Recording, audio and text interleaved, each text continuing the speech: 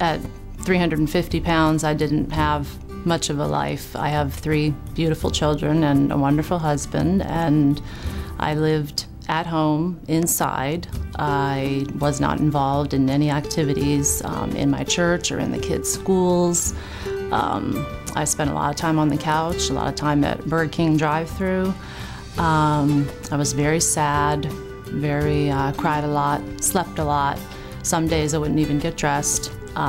Would just throw on whatever I could, the loose nightgown or a house coat. I would just eat and watch television, and I wasn't working, and that's how I would pass the day. And I'd kind of get the house straightened up a little bit and get all nicey before everybody came home from school, and my husband would come home from work, and they really didn't know what I did with my day. But that's the kind of life that I had. It sucked really bad. I was pre-diabetic. My mother has diabetes really bad, so my numbers were almost there. The blood pressure was the worst. I would have attacks where I could just sweat and my heart would beat really rapidly. And I'd have to sit down. That would be trying to do a simple thing like going grocery shopping or just going out to run an errand or a chore, just being on my feet for more than a minute or two. My blood pressure would skyrocket. People would see you coming and not open a door for you or smile at you. They would walk the other way or purposely, not want you to come near them for fear that they would catch what you have.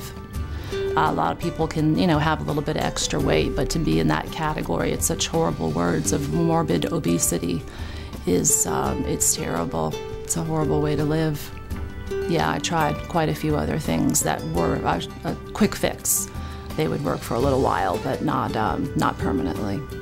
Gastric bypass surgery, to me and to so many other people, so many other physicians, it's the only answer to correct morbid obesity. It's the only thing that will help you long term for the rest of your life.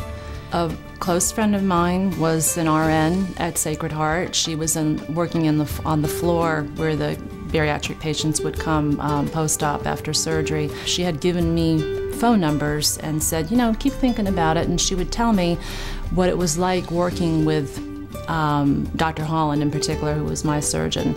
The feeling he got out of helping to change people's lives, she would see it in his smile, in the way he would come, would come into a room and she'd be in there with him, and seeing how happy the people were and how happy he was that he was able to assist in helping a person to have a new life.